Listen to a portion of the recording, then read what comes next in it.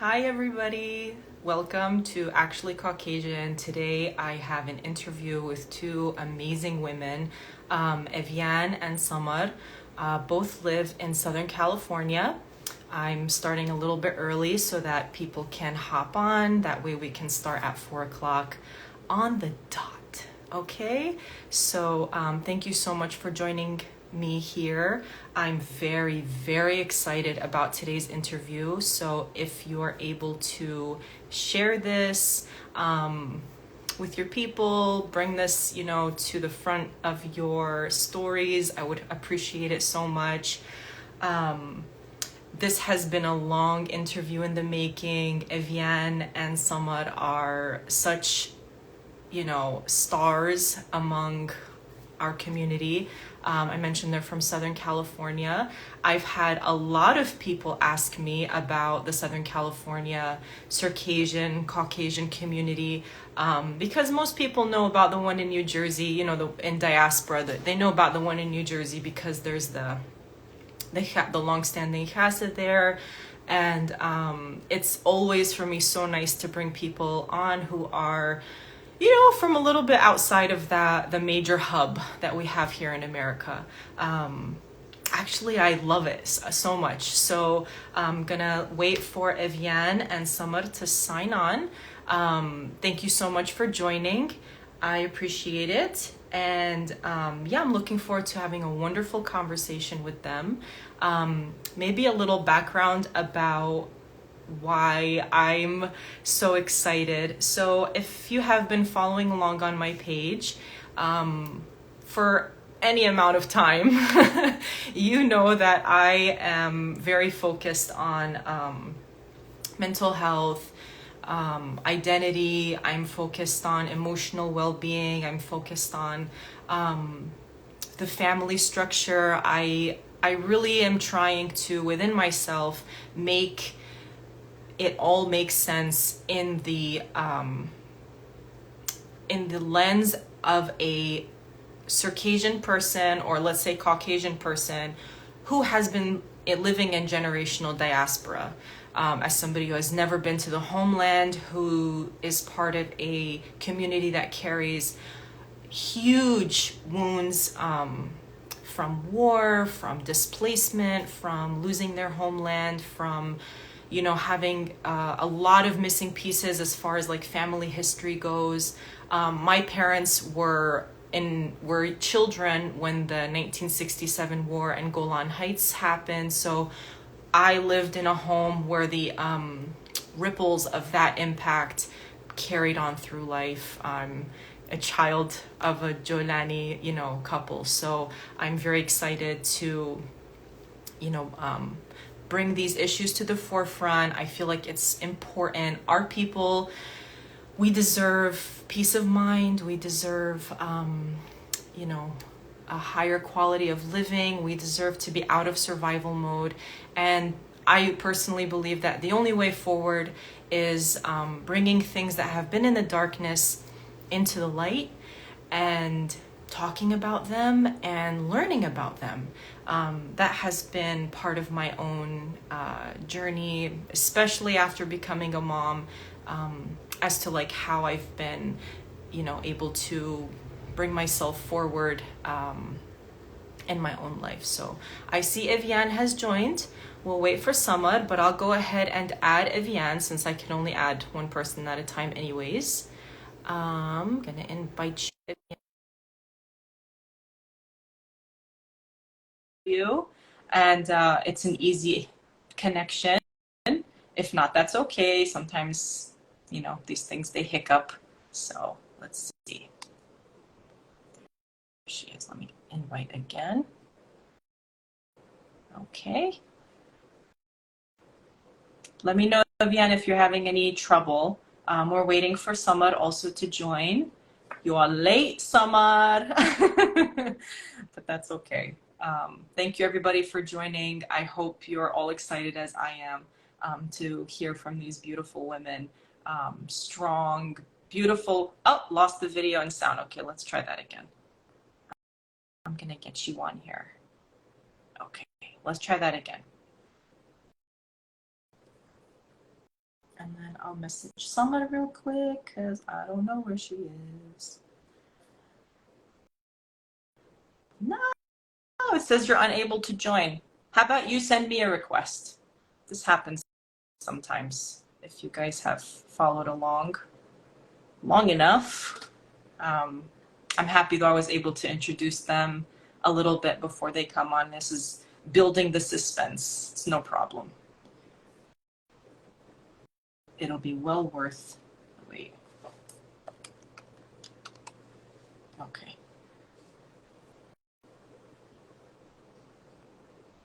I know your internet is fantastic, so I'm wondering if it's me. I hope it's not.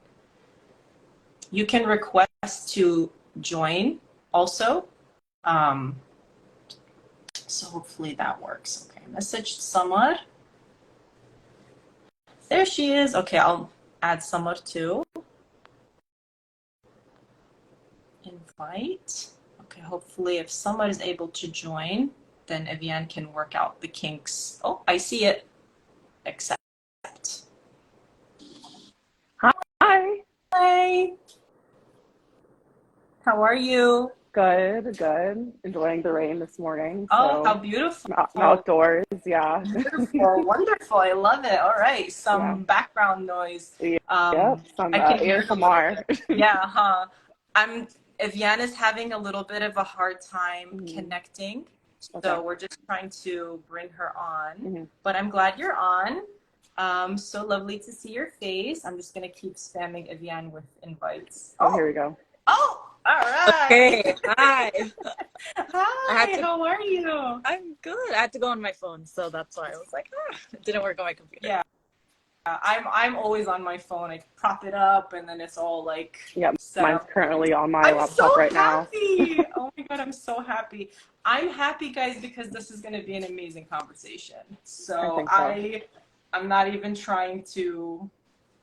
even exaggerating. Okay, now that we're on and I gave you guys a proper invitation, introduction before you guys got here, I would love to open the floor to each of you so you can introduce yourself, tell us about, whatever you feel like the highlights are about your life, your work, your passions. Just anybody who doesn't know you, they're meeting you for the first time. I think it would be helpful. Samar, I think you can go first and then Evian right after her. Samar? Oh no, I did don't she know if we freeze? lost her or not. It's okay, Evian, then you go first, hopefully. Oh, there she is. Okay, we did lose her. Okay. The internet today is funky. Yeah, that's okay. I think with the computer, it's different too, because I was like, I'm going to do this with my laptop, and then I was like, no, it didn't work for me. Okay, there you are. Okay, beautiful. All right, Samad, hit us up. Well, I'm just here for the comedic relief when things get a little bit too serious. No, so I am born and raised in California. I've been a part of this community my whole entire life. So I've kind of seen, just things as I was growing up. I've seen just the difficulties that our community has faced alone. And then also I've gone through something since. I've had some personal challenges and, people who know me know my story, know about me. But I'm very much an advocate for openness, community building, building real relationships, genuine interactions. So this is kind of me doing that. And that's just kind of a part of who I am. It's kind of what I like doing. So this is again, like I was saying, it's a part of just what I've been trying to do. And I generally don't like being on social media. I'm kind of adverse to it, just simply because just the whole concept itself is going against being genuine. But for the sake of just, this conversation, because I do feel like it needs to be had, I am on here. And I have been interacting with you, Noor, and you, Evian, and just to kind of, make this happen. But other than that, that's basically it for now. I have a lot, obviously going on, but just for the sake of the slides. Okay. That's what, you know. All right. Well, we'll peel away these layers as the conversation progresses. Yeah. You're a tough nut to crack. Yes, exactly. Okay, Evian. Fill us in. Hi, everyone. I'm honored to be here. Thank you, Noor and Sumar, for inviting me to this. I appreciate the time and the space and just all your guys' efforts in the community, and like you guys formed your own community, and I just think that's like absolutely admirable and wonderful, and it's just an honor. So thank you for having me. If I'm going to give you my elevator pitch, my name's Evian Mustafa, for the ones that don't know me. I am a licensed marriage family therapist. I am full Circassian, and I'm Muslim, and I grew up in California. I have gone back and forth to New Jersey, to Syria, and I've traveled a lot, and really the entity of just who I am is how my culture, or how I've defined culture for myself, has impacted my daily life. I believe that it's impacted me so much so that I chose a profession that can bridge the gaps for others and really just shed light to what our upbringings are, our ancestry, our just diverse backgrounds, uniting, things like that. And I've had a very diverse, even like family structure growing up. I've had multiple family types, and I just was like, I want to be a therapist because of this. Maybe someone else, I can like relate to someone on that level for that reason. So and I'm honored to be here. Beautiful. So I am going to open this to the people who are on here live. Sure. I spoke with Sumar and Evian, and if anybody has a question or wants to dig a little bit deeper on something that we talk about, please put it in the comment box, and we can always kind of add to our conversation with any of your thoughts. And I'm so happy to have these women here today. Hopefully we'll skim the surface, because obviously you could make an entire lifetime's worth of conversations around any of these subjects between, the self, the family, and the community. So how are all of these working together? How do we balance them? What do we need to know in order to live healthy, happy lives, or at least strive for that? Samar was the one who reached out to me. So this is her genius, at work here. And let's just go through it. So first and foremost, I'd like to say that whatever we talk about here, there's no blame on anybody. If we were to talk about men, if we were to talk about parents and grandparents and ancestors, we're not trying to blame anybody for the difficulties that maybe have been passed on in our lives. But the truth is that, human interaction can be extremely difficult. A lot of us are not raised in homes where there's a high emotional intelligence that is at play. People are in survival mode. There's so much that goes on within a family dynamic. And then we are where we are as a community, not due to the intentional actions of anyone, but rather the circumstances of our people. So if there's anything you ladies would love to add to that, just on an introductory level about what we're going to be talking about, I think that would be helpful. Mm-hmm. I would just like to add personally that anything that I say is first and foremost applicable to me, because it is my personal experience. I don't want anybody to hear this and be like, oh, like this is Sumar's life progression, I need to follow this progression, or oh, like, what I'm doing is wrong in any kind of way, which I think is very important, because when we do talk about these things, I feel like in general in social media, we're bombarded by just all these, talks of mental health issues. We tend to kind of take things to heart too much and then kind of deny what we're currently feeling. So I'm just on here simply because if anybody has a similar story, maybe that, my story speaks to them, and then, you know, potentially it'll help them out. But for anybody else, just keep on doing what you're doing. You're doing amazing. You're beautiful people. I don't ever want to make anybody feel like you have to hear me out or you have to kind of accept my truth, because it is my truth. So that's basically what I wanted to say. Okay. Evian, anything to add to that? Or I think you ladies did a phenomenal job. All right, good.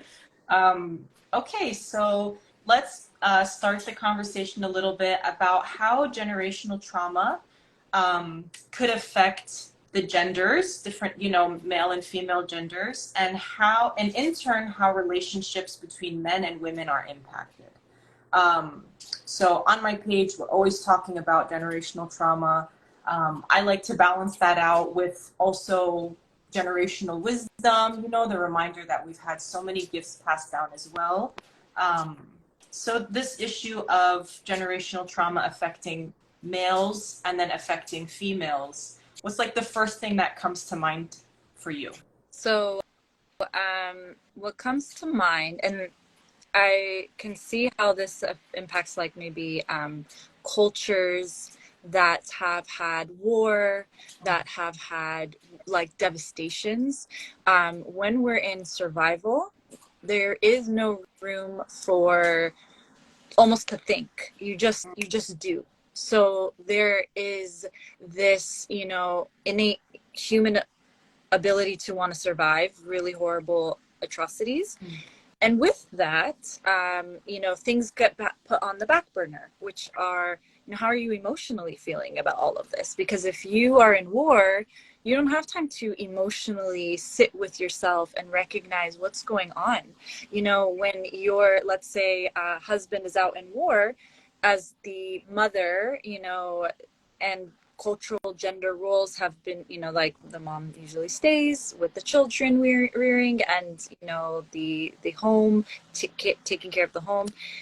There's not really thoughts on like, okay, how do I emotionally tend to my child's needs? Because I need to make sure they're fed, they're bathed, they're not sick, they're not dying. And, you know, when the father is having to go to war and then come back, there's almost this like emotional disconnect in order to provide the survival that in case he dies, you know, there's not going to be this, you know, huge grief of loss almost. And I think that goes, you know, with the Caucasians and, you know, just what we've kind of gone through with the genocide, and then, you know, the way a lot of the Circassians have gone to different countries and, you know, host countries and things like that. We've had to do whatever it takes to just, you know, sustain ourselves. And so now how that leads to, let's say, our day to day is, you know, when a father has not given, you know, their sons like this emotional safety to feel any emotion, because at the end of the day, we're human and we are all equipped with emotion. It does not discriminate with gender. We then, you know, start seeing a generation where men are tough. Men don't show weakness because they were not allowed to. But the thing is, now we're not in war anymore in the, you know, maybe the same context as we were before. And because of that, you might have men that externalize their emotions with anger, like that's where that comes from, but without, you know, being, hey, maybe there's sadness, there's hurt, there's pain, let's explore that. It's, no, I'm a man, this is what has been defined to me as a man, and this is what's going to happen. And then in regards with, like, you know, the female and male relationship, that can impact as well, because when you have this just kind of maybe a distant or cold exterior that really does not give room for intimacy, which is truly to be intimate on an emotional, spiritual, physical, all the levels, is to be vulnerable. And in order to be vulnerable, you do need to let down a little bit of your guard, and, you know, to be accepting of yourself, and then to be able to share that. That's a huge thing. So when you don't have that in a family, like let's say mom and dad, that goes to show and modeling for the child what a marriage looks like at that point, or, you know, family system. And then that goes into the next child when they get married and then they have kids. And that's where the generational trauma comes into. That's just what's been modeled. We're not even talking about DNA and the biological aspect of, let's say, you know, we're at war and, you know, some of these women fought in the war and they're pregnant or breastfeeding. You know, there's just so much, you know, research on how much, you know, when you are pregnant and you're breastfeeding, how much of that DNA goes into the fetus. So if the mother is stressed, you know, we know, like, don't stress the mother out, you know, do whatever you can. You know, we don't want too much stress because that impacts our DNA, and trauma impacts us. So on all types of level, generational trauma can impact us biologically, environmentally, just on even just hearing stories, you know, and things like that. So, yeah. My question, so on my page, of course, because it's social media, you get a potpourri of comments and opinions and input. And I have had more than one occasion where somebody has said something to the effect of, you know, that this whole movement that's going on currently, because it's like you were saying, Sumar, on social media, we're being like bombarded with mental health and tips and tricks and, you know, all of these things, that it's basically going to emasculate our men, and it's going to turn everybody into like puddles and, you know, just the inverse of that. And, you know, like, how would you respond to that? Because I've done my part. I've responded on a personal level and a like public level on my page, but maybe coming from two other lovely ladies would be helpful. So I agree. I think that I think that we have a pendulum, and we were once at like no therapy and no discussion of feelings, and, you know, this is what gender is supposed to, you know, be, right? And then we went on to like almost another extreme where it's like everyone's toxic and everyone needs about like mental health is, and you know, we have TikTok. I think it exploded during COVID. Actually, as a therapist, I was seeing like clients coming to me and going, yeah, I saw this TikTok. Does this mean I have this diagnosis? Does this mean that? And, you know, it's in some ways wonderful. Like, it was great to kind of see the word be spread. In some ways, it's a little, can be dangerous, but in other ways, it's like, you know, to another extreme. And, you know, everything in life, in my opinion, should be balanced. It's just the balance. So like working out, that's wonderful. That's a positive thing. If you go to the extreme of all you do is work out and that becomes your identity and you're obsessive and it almost becomes like, you know, disorder. Yeah. Right. Then it becomes no longer good. This has now become maladaptive. So it really comes down to, okay, let's kind of come back in the middle and, you know, kind of feel, you know, no one's asking anyone to be, you know, this description of a puddle, but I think that comes into that generational trauma. Like, the fear of these men's breaking down because they're not able to do X, Y, and Z, go fight for their families, go fight for their land, you know, provide, you know, be able to go to work and financially, you know, give their children what their needs are. You know, that comes down to, if you break down, you will not be able to build yourself up. That's not necessarily true. And with the right safe environment and education, truly just education, then we can be able to, you know, work towards this goal of, hey, we all have emotion. We're going to learn how to regulate our emotion in a healthy way. That's the difference. We're not saying we want you, you know, to just lose your mind, you know, all the emotions and trauma and everything just come up. No, therapy is a way to first acknowledge, validate, learning how to ground yourself in healthy coping where you're not feeling unraveled, because that is not safe to do that. With a trauma therapist, you should really know, okay, client's not ready. Let me ground you. Let me make you feel that you're able to regulate your emotions. Then we can go safely into this dark cave of, pain and grief and despair.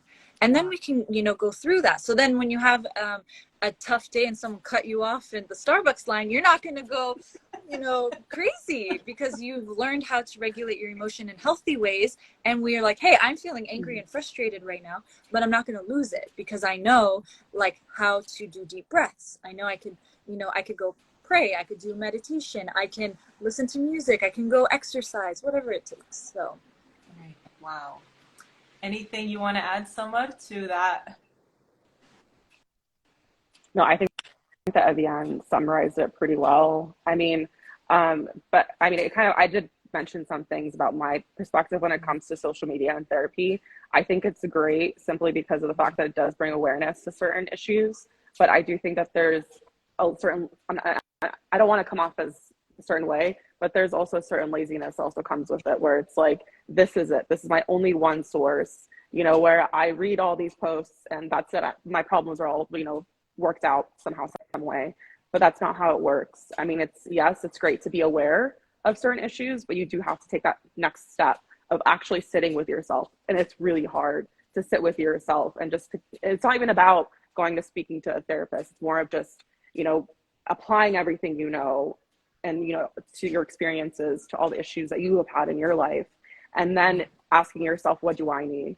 Do I need to talk to a therapist? Do I need to go seek some other kind of resource in order to resolve those issues? Because therapy is not also for certain people as well too, but you just have to constantly working with yourself and checking in with yourself. And I think that we've lost sight of that. We've kind of, because we're always constantly bombarded with things, whether it's people, whether it's life, whether it's, expectations. So it's so necessary to have that quiet time to kind of, I guess, just learn more and just, write the book of yourself. This is what I always say, so that you can then potentially have, relationships with other people. So you could know how to communicate your needs. So you can know how to be functioning members of society. Otherwise, we're just constantly going to be reacting to our, environments, rather than actually knowing, how we are as people. It's just so, it's so key. And I think that we need to kind of simplify. I think that it's time that we've actually simplified instead of try to complicate our lives. But I guess that's kind of my continuation of that point that I was making earlier about social media. And that's what I meant by that. I said, it's great, but it has its limitations and we have to understand its limitations. And it's not, going to solve all our problems. To add to that, me being a little bit vulnerable, I was exactly the person you're describing. I did it for years. I followed every therapist I could follow. I started learning all these terms. And what ended up happening with me is I learned so much. And then when I finally sat in a therapist's office, I was like, so I have learned so much on this topic. It's so scattered. I don't know where to start. It actually froze me up. And then I was reading books. I was like, I love gobbling this up, but just in such an kind of haphazardly way, and I'm so proud of myself. I'm learning all these words. I'm like, oh, attachments and narcissism, and I'm learning all these things. But now it's like, how do I apply that to myself? And I realized, and I want to drive this point home, that social media is entertainment. You cannot replace one-on-one time with a real professional by scrolling on your phone. You can't. You just can't. There are a lot of people who are pouring hours and hours of their time and wisdom and what they've learned onto this app and other apps, but you're not getting specialized work, okay? So apply that to anything, health, hobbies, all of it. You can't just follow a doctor and feel like, oh, I'm going to a doctor now. Right. Right? Exactly. So as silly as that sounds, I went through that. I'm recovering, okay? I'm unfollowing a lot of accounts in every capacity. I'm really trying to trim down my social media in general. Ramadan coming up is going to help. But I love what you ladies said. It's fantastic. Evian, when we spoke before this, when we did our like prep call, you gave the example of the movie Inside Out, with like the feelings being at like in their headquarters or whatever, and everybody has those feelings. I don't know if you wanted to share that with everybody. Yeah, it's so funny. I just like quoted that with a client today. But basically, for the people that have not watched Inside Out, it's a phenomenal movie. But basically, it just kind of shows the idea that we have these emotions in our body, and we are born with emotion. Like, as a human experience, we all have sadness, happiness, anger, you know, the spectrum of emotions. And so the idea that we can just check that out and cancel it, or just not allow ourselves to really understand our human anatomy with these emotions, like, that is just such a disservice, and to yourself, but also who you interact with, who these relationships you form with, if you decide to reproduce, and the children that you have, you know, we cannot deny ourselves that we are supposed to feel sadness. And what I love about the movie, and I don't mean to do a spoiler, but basically it comes down to you don't really get to enjoy joy unless you've felt the sadness. Sadness is there to be able to truly feel that joy. And if we all just felt happy all the time, there would be no really realization of like, oh, okay, well, this is my norm. You know, there's this idea of like, I felt sad before, now I can truly enjoy my joy, you know? And then with anger, like, we all, no matter what gender you are, what culture you are, where you come from, we come with it. Even animals have this, you know. It's so interesting. You know, you can see shame in you know, in dogs. Like, if they do something bad, they know they're like in trouble. Right. And you know, it's just so beautiful because these are really innate, like, you know, part of us biologically. So we have to acknowledge that, we have to validate it, we have to accept it, and we have to work with that and really sit with that, and, you know, hold ourselves accountable to work through the emotions that come up. Right. I want to add to that, as a daughter of my parents who lived through the Golan Heights war, and then just growing up displaced basically from their birth region. And, you know, specifically my father, I love you, Baba, if you watch this. Sorry, I'm going to talk about you a little bit now. You know, seeing him through my life, and just seeing him so strong, so holding it together, but really, you know, dealing with his anger, and dealing with all the stress and pressure that came with moving to New Jersey from Syria. I was 2 when we came, so you know, his life like flipped upside down. It was so hard. And the older you get, you go through phases, you understand, but you don't care, you know, teenagers and things like that. But as a man, knowing him as a man, the one man in my life growing up without brothers, you know, he is the foundation of kind of where my care for this comes from. So knowing that he wasn't able to express his feelings because he wasn't taught, maybe it's okay to be XYZ, right? It's not manly if you show these feelings. It's not manly if you talk a certain way. I mean, I had a complete reaction with that now raising my sons, but it's in his honor, you know, and I'm working on myself. I carry so much of my father in my personality. It's in his honor. That's beautiful. I'm letting myself cry where I used to not, for him, for his dad, for my grandparents, their parents, you know, that literally probably, I don't even know, cried a handful of times, you know, in their adult life, and it had to be like the most extreme thing. So my way of honoring their, you know, survival is allowing myself to soften into my humanity, Yeah. for lack of a better word. Someone, if you wanted to add anything to that before we go to like the next point I have here.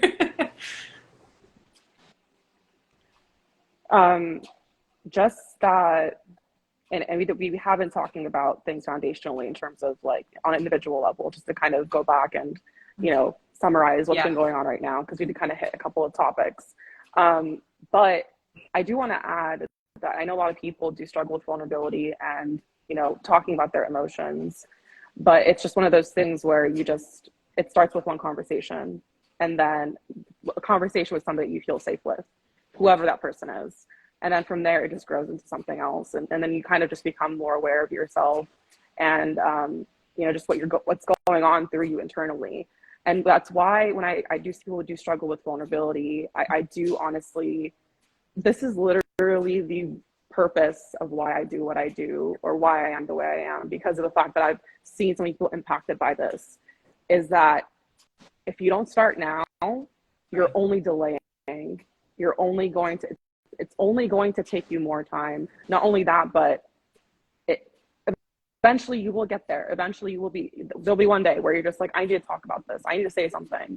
And it's going to be so much more heavier in every possible sense. So why deny yourself? I think we often sit with ourselves and be like, why am I stopping myself from doing this? When it's just so human to interact, when it's just so human to just, you know, have connection with people. And I do think and kind of going back to the culture, you know, tying that into this, is that, right, you know, we are Circassian at the end of the day, so we all can relate on this particular thing, is that we're raised not to have connection and not to, you know, be vulnerable or talk about our emotions. Because I know for some reason, maybe going back to the survival, you know, topic, I guess, we just never did. And we all grew up with, you know, parents, for the most part, who didn't, you know, feel that it was easy to talk about what was going on in their lives and normalize those interactions. So I understand where it stems from. I mean, most of us understand where it stems from. We all, you know, joke around about it, but it's, you know, we all have to also now accept it in a serious kind of way, instead of just joking around, and start, you know, to seek out, you know, just those interactions that we're craving, you know, and instead of denying, again, I guess denying ourselves, like I was saying, from those interactions. So to piggyback that's all I have on to add to that. I think awesome with like delay. If you delay it, you're just like delaying it for yourself. And I think this is definitely very cultural in a lot of cultures. It's not just, in my opinion, Circassian. I think it's collectivistic cultures, but there's this sense that, you know, you cannot feel something, or that we're minimizing how we feel because we're not as bad as this, right? Like, you know, we're not in war. So like every issue that we're going through is first world problems, right? But the thing is that if we look at it that way, I like to use an example that someone told me once, and it just blew my mind, but it was, okay, you're in the hospital with a broken leg. You're in so much pain. And the person next to you has 2 broken legs. Just because they have 2 broken legs, does that mean you're in any less pain?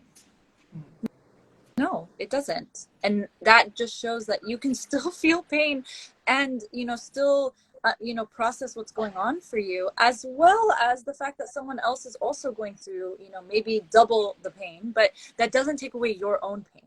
And there's room for it all.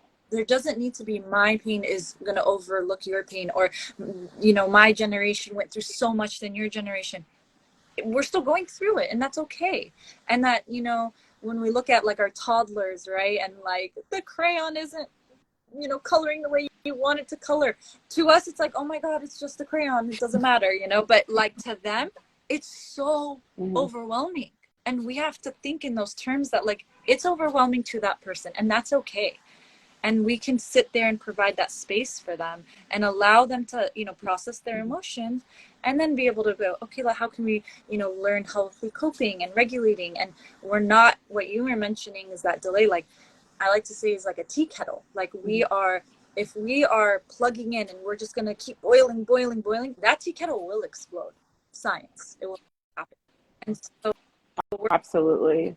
Absolutely. Whether it's right. And I feel like going back to the issue of men versus women, I feel like, as women, we are very, we're a lot more verbal with our emotions because it's more culturally acceptable.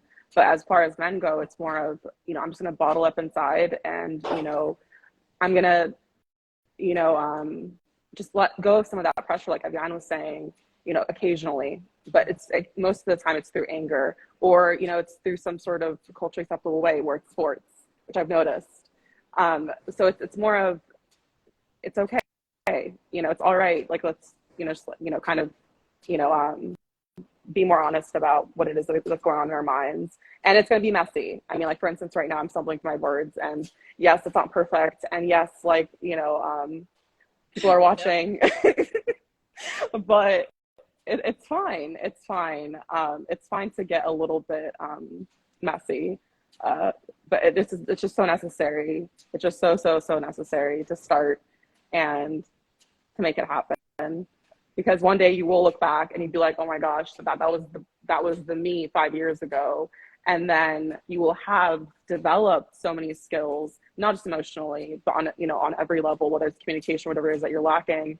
And, you will be a different person. So allow yourself the grace, to mess up, to say things, they're not probably gonna cringe at later on. You're at home by yourself and you're just like, wow, can I really do that? Do I really out myself like that in that kind of way? But it's okay. I definitely am a advocate for letting go of perfection. Anything that you feel like is pulling you towards some kind of unrealistic standard, unrealistic thing, it's not real. It's not something you need to stress yourself out about. There's no such thing as perfect. So just because you were using those words. Okay, beautiful. So we have so much in these notes and I don't know how we're going to fit it in this conversation. Okay, so I think we touched on the topic, the bullet that we had after beautifully. So I'm going to go to the household. Okay, so being raised by parents who were given a script basically from their parents on how to deal with life and going through the emotions rather than being active participants in life decisions. So this point is basically like we hand down to our children generationally how to deal with things. When you get in an argument with a family member, when you're getting too many requests at work, how do we deal with other people? How do we interact with other people? We learn from watching our elders.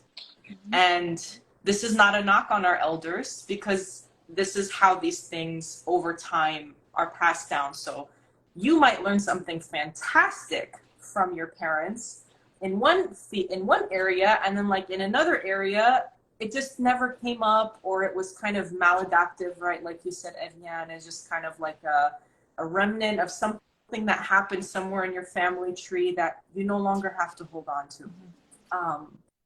So, I think the comment here is that we don't do anybody a favor or we're not honoring anybody when we continue to bring things that are no longer serving us. Maybe we learned from our parents. We're not perpetuating that. If we're perpetuating it, we're not doing anybody a favor or like a solid, I personally don't think that my ancestors, whatever they were going through, if any of them ever even dreamed of my existence in the year 2023, that they would hope, I hope that she's living in survival mode. I hope that I feel like our ancestors were praying for their children's children to have peace, to have calm, to be happy, healthy, regulated, safe, all of these things that we take for granted on a daily basis. So I think that if anyone wants to add to that, idea, please be my guest. Mm-hmm. Sure. So I'll kind of be very brief. But in terms of, so we did talk a little bit on an individual basis how things play out. But, you know, in a household, you know, you're talking about not just one person or two people. You're talking about different layers of things. You're talking about parents, children, you know, maybe extended family, potentially if people are living with extended family. So all of these different, you know, individuals that have, you know, first of all, potentially like that might not have had, you know, normal conversations about emotions modeled together kind of in one place. So the dysfunction is basically, it just kind of tends to fester and grow from there. But when we're talking specifically about scripts, when you're talking survival mentality and generational trauma, those scripts are passed down simply because there's no time to determine more efficient ways, okay? You lack the resources, you lack the ability, just safety in general. So that's why we keep on, we're just hearing the same thing over and over again. But is it really serving us in a certain sense? Like for instance, let's talk, you know, I guess an example, marriage. For some reason, all of that trauma really is triggered, you know, during marriage, whether it's those, you know, dynamics between the spouses, or it's how people interact with that particular couple, whether it's family members or, you know, whoever it is, or expectations. Like, I know, for instance, like culturally speaking, okay, you're married now, all right, let's talk about kids. And you hear the same exact thing over and over again from people, inshallah, barak, or you're like, you know, inshallah, like you have children. When are you going to have children? You have a child. When are you going to have another child? Now, is that serving us? Go back to that question. How is it helping that couple, you know, in any kind of possible way? Which I know that it's well-meaning. I know what the intention is behind it, where it's, you know, you want the best for somebody, but at the same time, the challenges of life are just so complex now that a simple phrase like that could really put a lot of tension on a couple, no matter where they're at. Now, I did not deal with this on a personal level, but I did deal with a lot of people asking me questions because I was married, you know, questions of, you know, what family planning is going to look like, getting too further into the details simply because that was modeled for them. So that's why when I talk about writing a script, and it's just so literal, like, you know, it literally is that. It's, you know, somebody before us wrote things down orally, whatever you want to call it, and then those things were orally then passed down. So it's just so necessary for us now that we do have the time, now that we do have the resources, to be more intentional, to actually ask ourselves personally, what do I want? What do I need? And then also, how could I then support the people that are around me? And that's just not happening. And it's not going to happen unless that switch is flipped mentally. We're going to keep on going down this path of being on autopilot, of passing down all these things that are not serving us. Something that I have read on social media, but I found so hilariously, painfully true, and I think this is a script also somewhat, is like when someone is trying to unload a little bit with you or tell you something that's bothering them, vent. So many people, they don't know how to like hold someone in that moment. So they're either trying to fix that person or they are giving them what they went through. Right. So it becomes, oh my God, you went through that? Let me tell you my story. Without that other person asking. And now it becomes about them. And I have read how like that's not, you know, ideal kind of communication, not between friends, not between siblings, cousins. Like there are a lot of things conversationally that we don't even know that we don't know because of these scripts. Yeah. So in order to like expand, you know, your own conversational, interpersonal skills with other people, which is extremely important, educating yourself, going to see a therapist, uncovering certain, being curious. Really, it's just about a type of curiosity about your life, you know. Yes. And not to mention that society demands it. You know, nowadays we do need to know more about ourselves in order to interact with people, in order to function. So it's not even just like, you know, we're talking like this is something that's very unique to our, you know, community. This is literally life. You know, things were just different, you know, back then, where yes, it was more like you're saying, survival mentality of, you know, I need to feed my children. I need, you know, my husband is going to war. But now it's not that anymore. So why are our conversations and our interactions still like that? It just doesn't fit, you know, and it's causing all these tensions within our communities because it's not fitting. So we need to sit down and be real with ourselves. Like, why am I still doing these things? It's kind of weird, no? And then determine what is a little bit, you know, more realistic or is more workable for me. And that's okay. And I feel like most people are just like, I don't have that space for myself. I shouldn't have that space for myself. But there is so much space and it's literally limitless. And the minute that you start, you know, going down that path, you'll realize how expansive it is and how much capacity you have to hold in just different, you know, new things in your life, or, you know, just different ways of speaking. Beautiful. Yeah. And not to feel like you're, you know, inauthentic, not to feel like now you've changed. I mean, it's not bad to change. I've changed. Oh my God, my ego has died hundreds of times, especially over the last few years. Man, I have children alone. That's like sure the most humbling experience. It sure is. Can't even so imagine. It's not a negative thing Yeah. to set certain standards for yourself, to say like, I don't know what to do in this situation. I don't know how to hold your feelings. I love you. I want to be here for you. What do you need from me? You know, learning what to say to your loved ones so that you could be there for them. And then look, now you have like this beautiful thing going on where you're actually safe. You know, you actually can feel like this, and you're doing that for other people, right? Like this person can hold space for me when I'm feeling like really low or something's going on. Evian, anything you want to add to that? So, I think, first off, marriage, I think, or the union between, I think that in itself is a subject. Like that can be like dove down and it's like gonna be one of these huge like lives just now.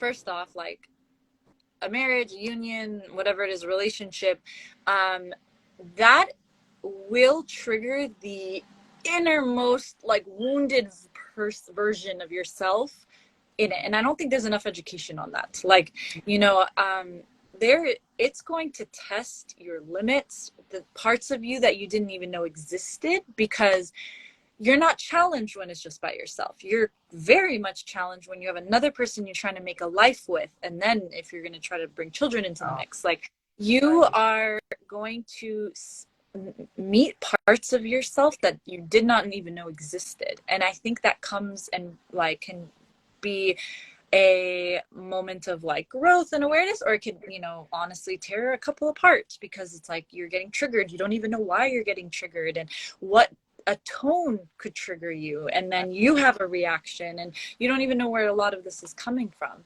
So I think that in itself is, you know, one huge like just subject. And then the second piece of it is that in order for us, I think, to break the script, I think we have to learn how to hold ourselves with our emotions and then be able to hold other people's. You know, when you guys were sharing, I just heard, hi, how are you? I'm good. How are you? When you're not good. Like, and you know, that doesn't necessarily mean you're gonna like, you know, spill your guts to the cashier, but you know, there's this sense of, you know, when you know where you have a safe space and that there's this, you know, ability to like hold somebody. And then there's even this concept of, can you hold my emotions right now?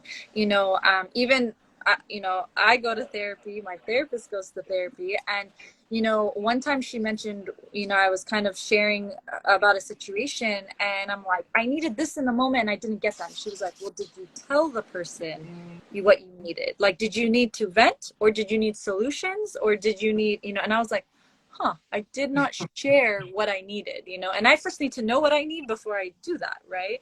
And then I can let someone hold that space for me. And, you know, and then once I'm ready to, then I can hold someone else's space because I'm, you know, I'm good.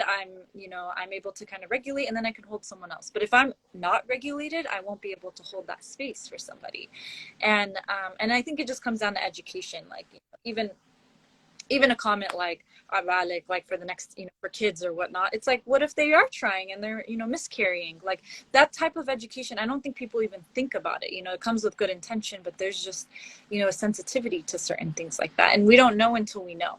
And so I think it's like the education aspect of it, and you know, even just prepping our next generation that, like, this is what marriage is going to look like. This is what you prepare for. This is how it's going to challenge you. Not, you know, oh, you know, you're a girl, once you're married, you're all good, you're taken care, like, you know, you're done, you now you're just a wife and a mom, you know, like you've completed your task.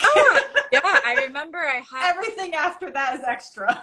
And I mean, like I said, I could go on and on about this subject, but the whole like, oh, happily ever after, the princess met the prince. It's like, no, that's when the story begins. That's when it begins. Like, you haven't even started it. Like, that was just like, you know, an appetizer to what is to come, you know, like there's so much more growth in that. And, you know, I remember I talked with a friend and I was asking like, oh, how's marriage been going for you? And she's like, she was like mad at her mom because her mom was more like, just find the groom, you know, like find the guy.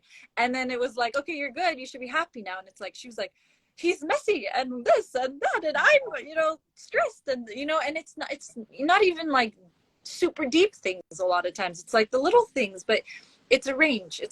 And, you know, there's not this preparation. And now that we're not in immediate danger with, like, you know, thank God, like, you know, with war or, you know, with a natural disaster or whatnot, like we have now the room and the ability to process. And kind of going back to what you were saying, like how beautiful it is that you are going to allow yourself that inner peace because your ancestors fought for this. Your ancestors fought for you to have this peace. So why not go for it? You know, yeah, you can sit there and really constantly think about, you know, oh, I shouldn't feel this way because I'm not going through this. It's like, wow, you're not going through this, so now you can feel this. Right.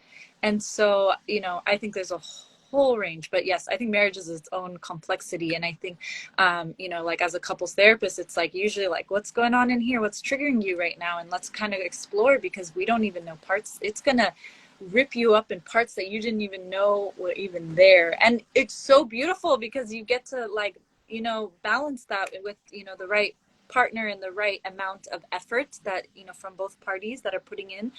It can be such a beautiful, beautiful, magical thing. But if we're not aware, we're not educated, we don't have that self reflection, it can lead to, you know, unfortunately, you know, breakage and things like that. But even with, let's say, divorce, I truly believe divorce is almost like, it's like a death of a dream, and then it's a rebirth of this new version of whatever is to come. So it doesn't necessarily, you know, mean all and all, but that's life. And that's how we go through deaths and births symbolically, basically.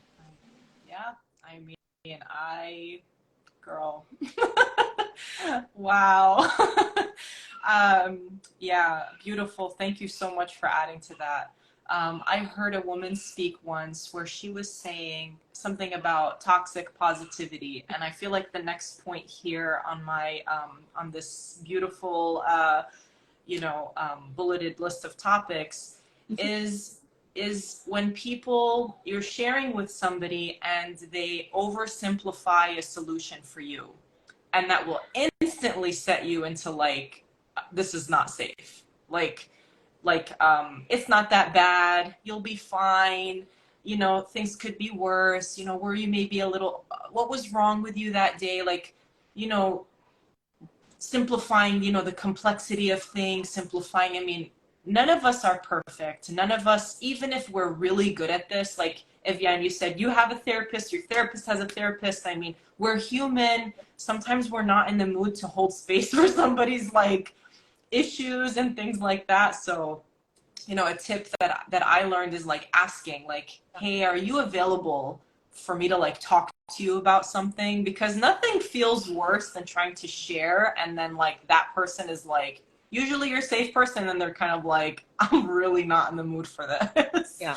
And that's what's beautiful about seeing a therapist, is that you're not putting everything into one person either. Yes. You know, you're able to, if you have a spouse, if you have a best friend, these people can't be everything to you all the time. So you go to a therapist, you sit in the room.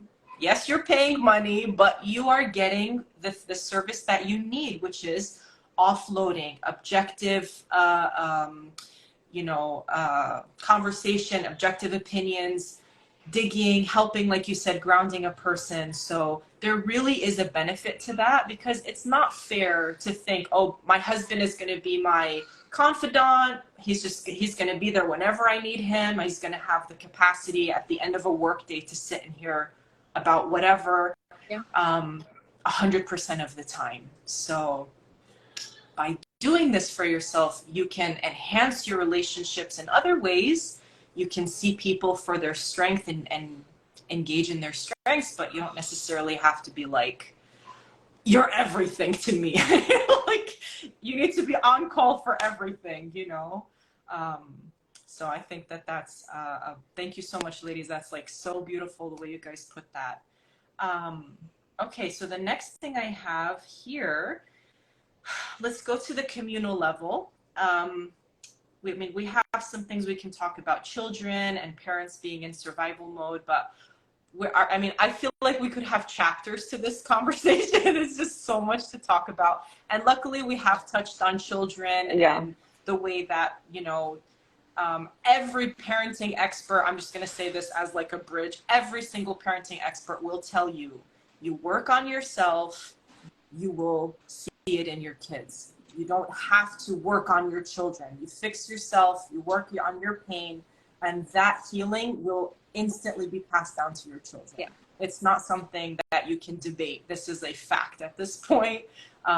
Enough money and time and very intelligent brains have gone into this, so you can just trust that that fact. So let's go on to the communal level. I have here complexities of inherited trauma through catastrophe or geopolitical factors can result in displacement and eventual erasure of cultures if left unchecked. So this is just a statement, like something that we deeply know as many Caucasians in diaspora deal with this sort of existential crisis of like preserving and if the opposite of that is basically letting go, and now our culture is at risk basically for dying off. So how our history as Circassians has led to where we are now as a diaspora community. I think most of the people checking in and watching this are diaspora. I have a handful of followers that are from the homeland, but even them, you know, they're minorities in their own homeland, so you can kind of relate to that.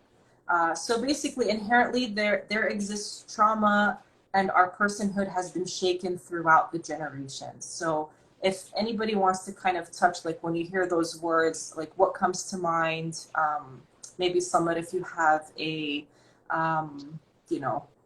cohesive thought on this topic, just about the fact of our identity being shaken, like till today, you know, for so many people. Mm-hmm. Mm-hmm. Right. So, I mean, as Circassians, we have a very complex history, and it's so beautiful, but it's just, there's so much there, right? You know, if you talk to an elder in general, they will talk to you about just their own personal challenges.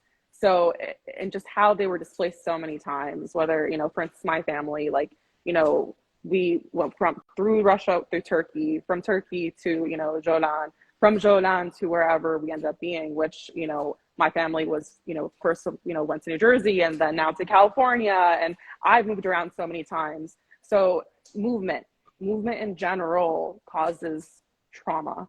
it really it changes a person. I even heard this, and I think it was you who was saying this, where elevation, is traumatic. A change in elevation is traumatic. So could you imagine then that many amounts of forced movement, not even by our own choices or decisions, it's forced at a certain point. So we need to sit down first and foremost and recognize, okay, we have all this baggage that we've carried with us. Let's start unpacking that baggage. And that's what I mean by that. We've had so many discussions in general, through social media about our complex history. But that's why I'm not really delving too far into that, and just kind of, hitting that point and just, making sure that we're aware of just how complex things are. And again, there's just so many ways which we can dissect the history and how it's led to where we are now, to who we are now. But that's, again, another conversation for another live, potentially. There's just so much there. But the point that I really want to make is that it's also that our identities are so complex. We have, so, like, Evian was touching on this earlier. She grew up in a, very diverse, family makeup. And it's not just Evian. There's just so many people who have such diverse family makeups that are not potential nuclear families, where it's single family home, or whatever the situation may be, because of the fact that we've been displaced so many times. I'm not saying that that's the only reason why, but we need to kind of also acknowledge that, and we need to kind of understand what that diversity means and respect it. Respect that we are all different. Respect that just because, whether, going back to the Circassian issue, whether we're 25% Circassian, 50% Circassian, 75 or so on, that doesn't necessarily, make us less valid as members of this community, as functioning members of this community. And none of us can really say that we are 100% in any kind of shape or form, because we have been affected by these movements, whether or not we like it. I speak Arabic, I'm Muslim. Our people were not traditionally Muslim or spoke Arabic. So why is it then that we're putting all this pressure on ourselves to kind of, have this, I guess, try to live up to this idea of this perfect Circassian person, when we really have to just sit down with ourselves and say, hey, who am I? Respect all that makes me who I am, and take on, those aspects of myself and appreciate them. I don't want to feel like I have to choose. I don't want to choose. I don't want to choose between these different, parts of who I am, because I love them so much. And I believe Evian was mentioning this in a prior conversation. Why can't we just take the parts of those cultures that are beautiful and incorporate them in our lives, and then kind of push away the things that no longer serve us? And that's kind of the reason why I wanted, to bring up this particular topic of displacement. But that's not necessarily the only conversation I wanted to have about community and how this, inherent generational trauma, affects community, from an individual, from a household, then communal level. The second aspect I don't really want to go into just right now, just because I do want to have Evian touch a little bit more on what she has to say, but it's more to do with just interactions within community members and trying to build something together. But Evian, could you please take the mic away from me before I ramble on any further? You're sharing, you said you spoke Arabic and you're Muslim. You speak English and you're American. So, exactly. That's another layer to a lot of this. We are, a mosaic of different cultures, and whether or not, like, you were born into this, like you were born here, in America. And so, this is where our ancestors brought us. So what are we going to do with what is given to us? And my personal experience is that I've learned, kind of what you're saying, like, to take the beautiful parts of each of the cultures that I want to, implement into my life as, my own culture. And then the ones that no longer serve me, or, don't maybe have purpose anymore, I don't need that. And so me personally, I have picked up like Syrian parts of myself, and then the American parts, and then the Circassian parts. And like what I feel is like, okay, I'm gonna buffet style and take what I want. And then like, cool, you can keep that part because that does not do much for me. And then, what's gonna be interesting is that even in siblings, like even if you have like a sister and a brother in the same family, they're gonna take their own culture. Like my sister and I are very different, and we could have been raised in the same household, but at the end of the day, we're going to interpret our own experiences and our own things differently. And that's beautiful, because at the end of the day, that's what makes us human, diverse. And then, what I choose of the positive things that I want to, take on, I'm bringing that to my son now, and our future children. And so you're almost creating your own culture through that. And the thing is that even if you want to be this 100% Circassian, you're not. Like you said, like we are not. So we're not born in the Caucasus. We are just not. We have too many things else that are kind of blended in the mix. And how beautiful is it that we do? We've been granted, the mercy of some of these host countries. In some ways, not so much. In some ways, yes. But, we can take on so many of their things, and then we can do the same, and we can let go of other things. And so I think it's just beautiful to, kind of have that. So beautiful. Thank you so much. Some of the thing that you mentioned about elevation. So they, professionals, experts, studied that wherever like your majority of your ancestral DNA comes from on the planet, is on a certain latitudinal line, right? And if you take that line, you can go all the way around the globe, and you'll find like, the seasons are kind of the same, not that it's the same, but the way that time works and weather patterns and temperatures, kind of works geographically. So if you're removed from that line, and like the farther away you move off of that line, your body may be prone to expressing kind of genetic, you start like whatever issues you have, you're more prone to express them. So like, if you have a certain illness in your family, if you have certain conditions that may crop up because you're far away from your latitudinal line on the globe, which is so interesting. So I looked it up, and apparently, the Northern Caucasus hovers between like 44, 45, 46 degrees latitude. And like, I've personally taken a look where in America does that line up? So you can kind of get an idea, like what are the seasons like, and things like that. Like I remember Istanbul and Philadelphia are on the same line. So you can kind of like, okay, Philly, you can see like they have winter, they have all 4 seasons, they have whatever. So it's just kind of interesting. That's what she was referring to. I found that so fascinating because living in Southern California and now living in Texas, I'm like, my body is always like off with the seasons. I'm like, this is just, it doesn't match like what my body is expecting the weather to be. So that's what she was talking about. I spoke about that in I think the book club that your mama leads. So, okay, that's so beautiful. Thank you so much, ladies, for sharing that. And then I have here, we're almost at the end, and so we can like use this as a way to kind of maybe move towards wrapping this up or anything like that. But basically how trauma is compounded over the generations.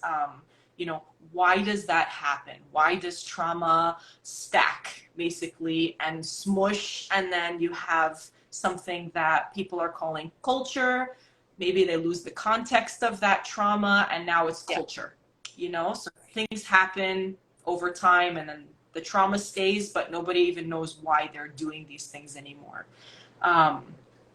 So if we can understand why that happens, then we can understand why it's so hard to course correct and why it's so necessary, right?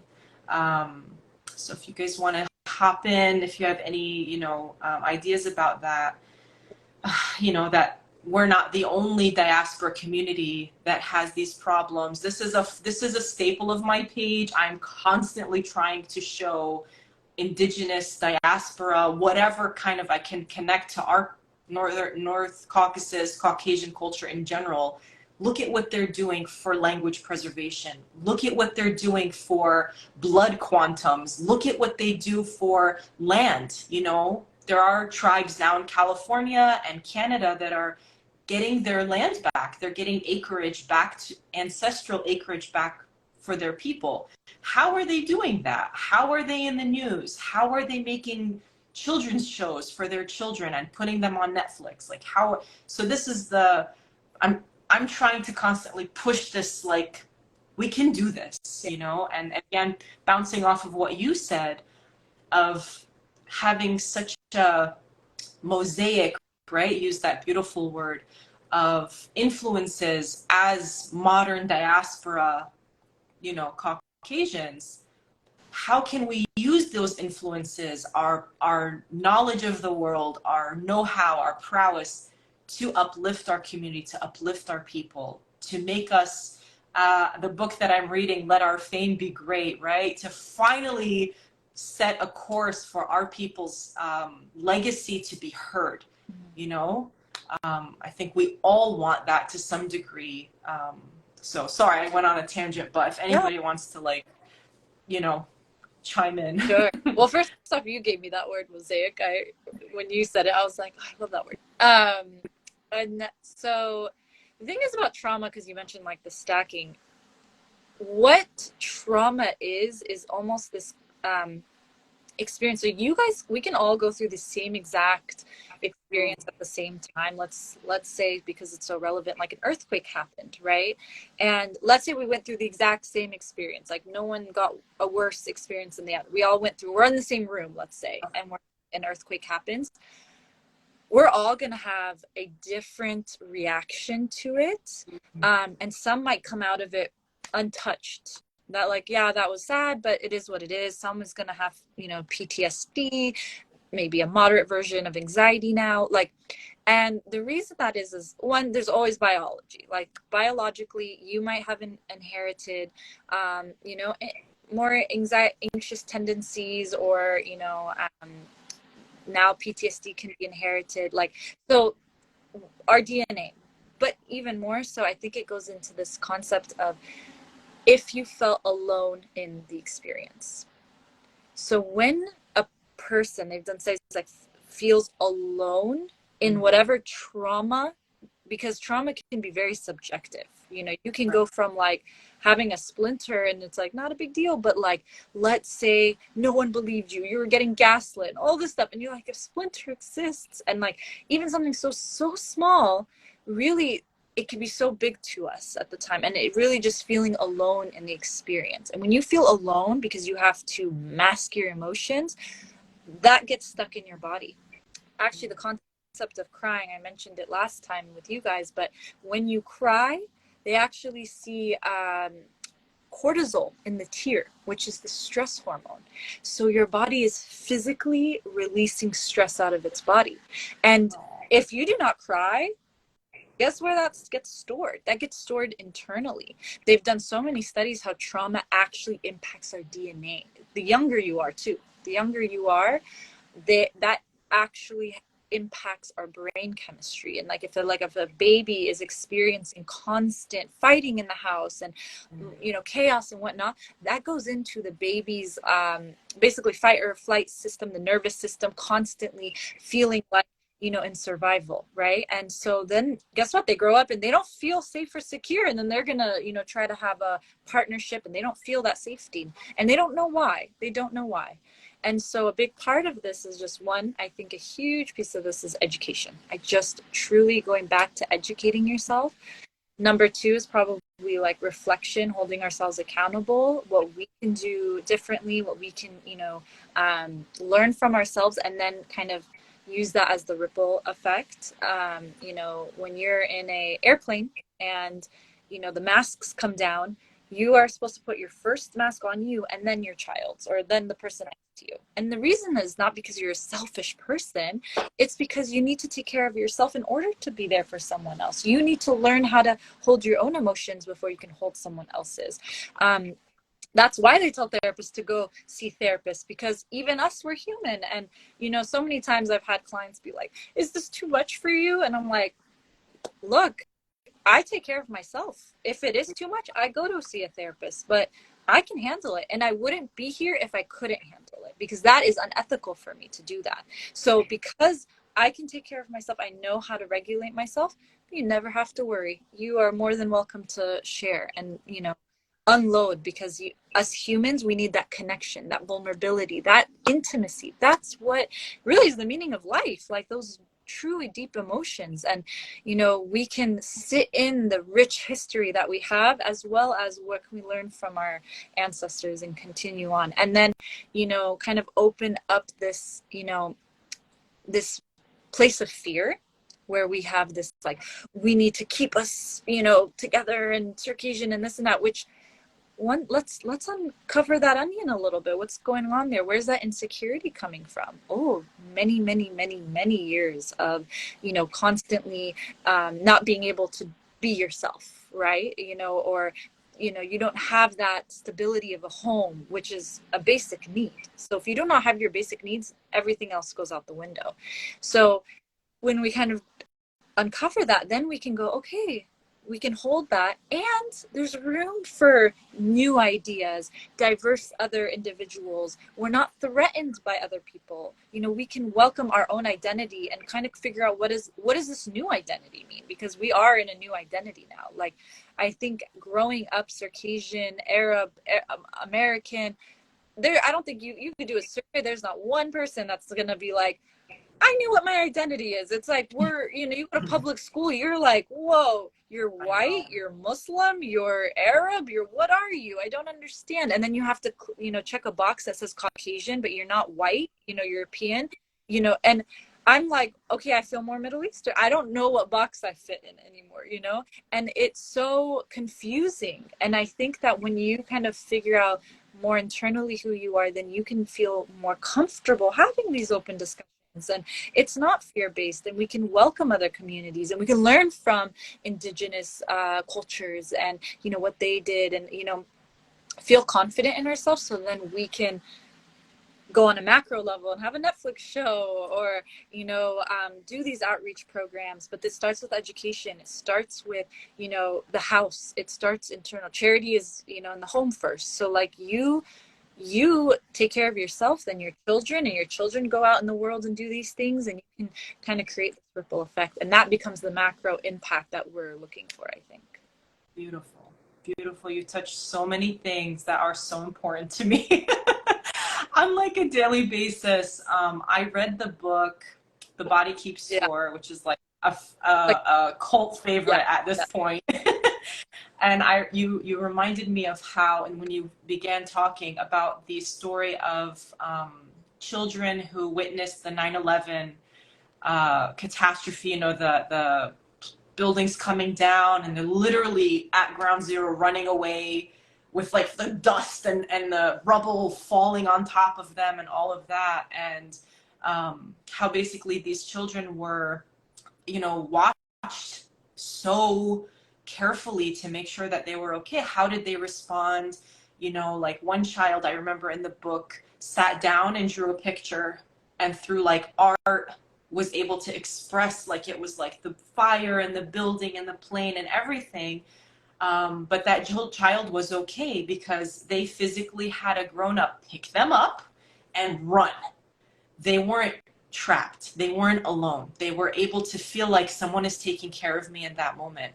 And let me tell you, we are all still that child. Yes. Yeah. We never lose that. Yeah. We need it in our life. Like this idea that I can take care of it myself, that I don't really need anybody, that, you know, you put so much on yourself. And I feel like, especially, I can speak as a Circassian woman, intimately knowing other Circassian women, we have this, man. We have this where we want to just have it all together. We don't ask for help. We don't even know that we have a problem, but we need each other. you know, when you enter motherhood, you enter, you know, whatever, your in-laws and all of that.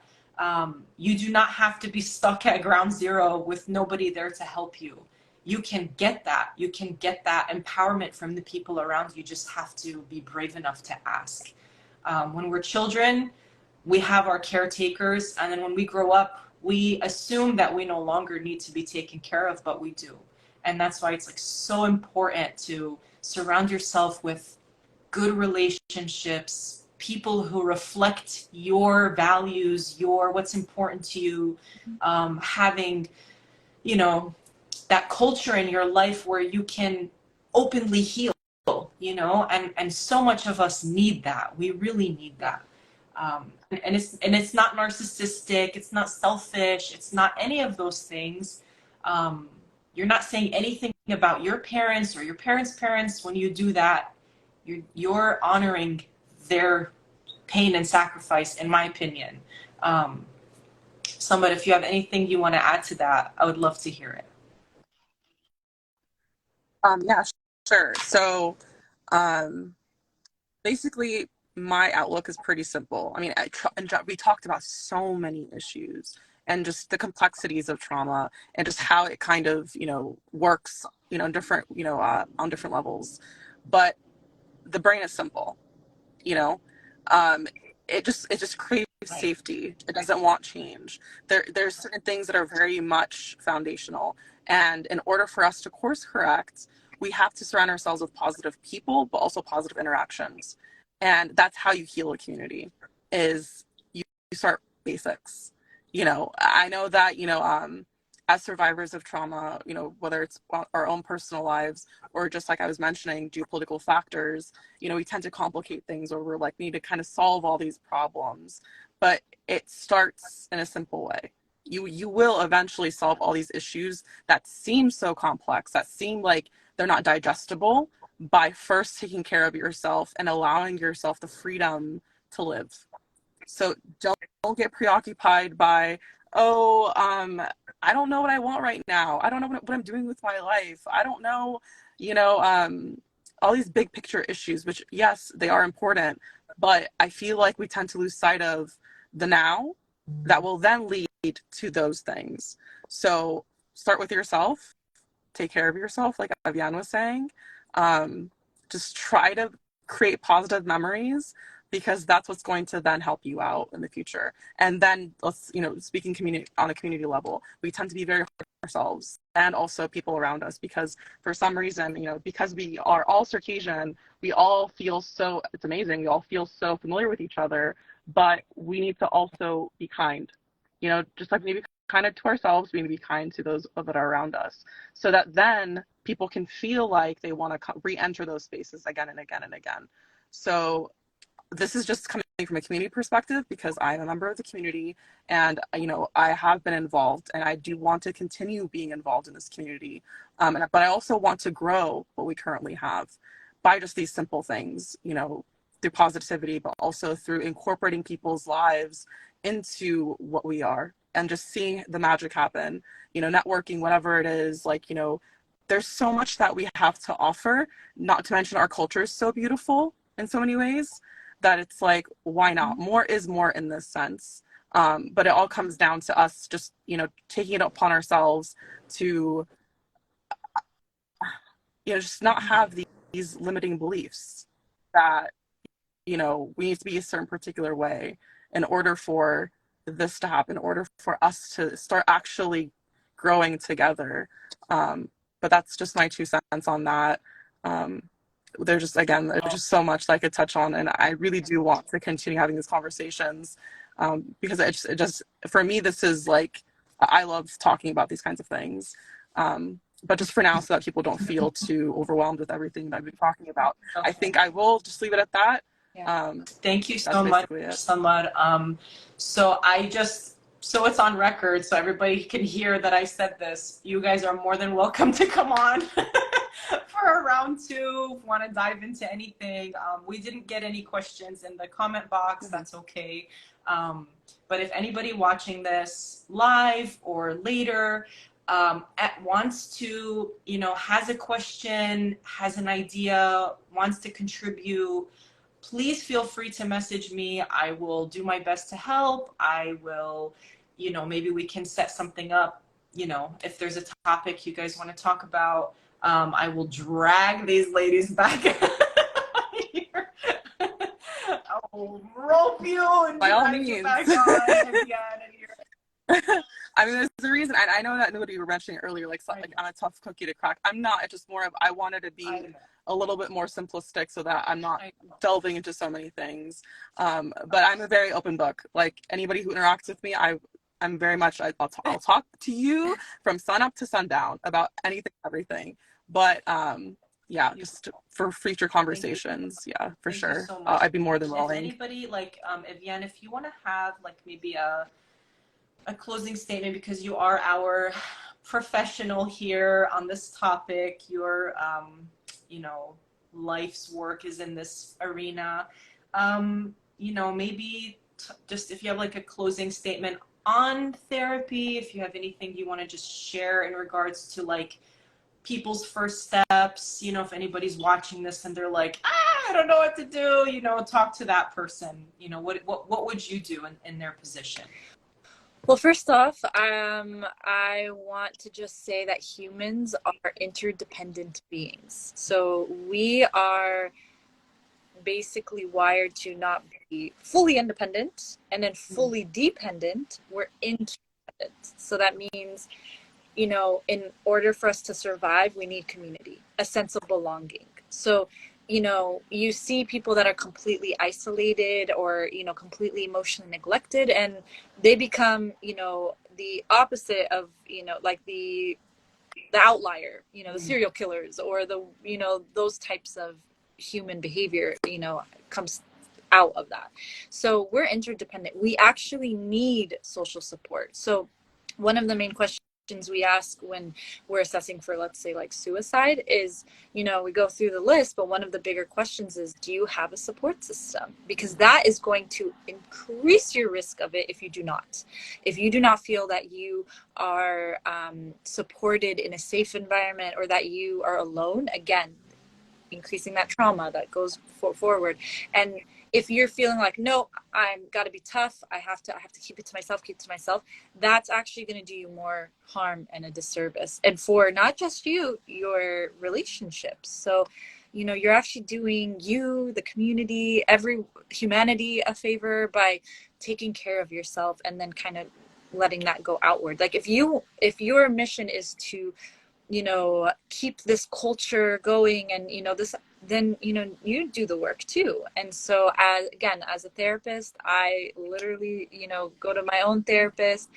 My therapist quotes her therapist, and I love it. And there's like this meme that says like, I want to go to my therapist, see the source in that person, And it's so true, because guess what? I have clients that are therapists, I bring that back in, and I'm like, we're in a weird inception, like we're in a parallel universe here. But it's so crazy because things I'm learning from, my own therapist, and it's so different to have someone outside of your life, because it's different to be going to a friend because your friend loves you and is involved sometimes in the situation or is emotionally invested. When you have an outside perspective, they can really see things outside. And there's a reason as therapists, we should not be our own family therapists, because they're like, they tell us do not see a family member because, you're involved, you're not a non-biased party here. You are. So that's why I think therapy is so beautiful. And, it is illegal for us to share your information, out anywhere, so just know that is protected by law and that you don't have to worry about that. I don't know if my internet is the one that's struggling, but I'm not sure. It might be mine because you guys are both. There's someone left. Maybe hers. I don't know. I don't know how this works. It's just like, to me, magic. So hopefully, I mean, we're wrapping up anyway. Sumar, thank you for joining us. Evian, sorry, it kind of cut you off. No worries. I was just gonna say, in regards to finding therapy, you can go through your insurance. Like a lot of times, you can call your insurance and go through that. I personally have like psychologytoday.com because I can kind of filter what I like. I personally, I feel more comfortable with a female, someone with a, background of color. That's just my preference. But there's, whatever preference, and everyone can find what they like, and then actually filter on in the sort box what what you're needing, or you have Cigna or whatever, and you can click that. There's so many telehealth agencies now that you can be provided for. Like I actually work for one of those telehealth agencies. So I see people all over California, like North California, San Diego. It's actually really great. So like you could have your therapist in like, I don't know, San Francisco, and you live in San Diego, but like that's how great technology is now. If you want to be in person, there's that option too. But there's a lot of resources out there. And also I like to say, like, find your therapist soulmate. Do not feel that if you don't click with that person, that's therapy, because we're human. Like, you're gonna like some people, you're gonna just like not click with others. And I have gone through so many therapists, and I found that I click better with this particular type, or this way of the type of therapy that they do. And that's okay, and that doesn't mean they're like, you don't like them or a bad person. It just means you continue to find what fits for you, because the relationship is actually more healing than the strategy that they do. They've done so many studies that you can have all the answers as the therapist, but actually what's the most impactful and healing is the relationship between the therapist and the client, because it in a lot of ways mirrors how your interactions are with the people you love and things like that. So anyways, my thing is, don't give up if you are going to find therapy. Find your support system, find your friends, spread the love. Like Noor said, don't, it's not just your husband or wife is your only supporter, your child, or your friends, like that. You could sprinkle it in, and not one person is supposed to do everything for you, just like you can't do that for anyone else. So we're interdependent. We are, we equally need a community and really safe place, and I hope we provide this by these conversations. And you can seek out resources, and inshallah we continue to educate a lot of people that all this exists. So Beautiful. Thank you so much, Evian. Sumar, do you have anything you want to say before we end this call, which I don't want it to end? I know. It's there's so much, like I was saying, and I was touching on some things, like I was mentioning marriage or whatever it was, and it's like we got so tempted to kind of just go into those topics because of the fact that it could literally be a series at this point. Yeah. But just I feel like we did a great job of just kind of again organizing it the way that we did. But outside of just this conversation, and this kind of a message to everybody who's listening or who will be listening, I'm in California, and and Evian is in California. Noor is in Texas. So for whoever community members are out in those areas, at least in terms of myself, please feel free to come talk to me if you need any kind of support.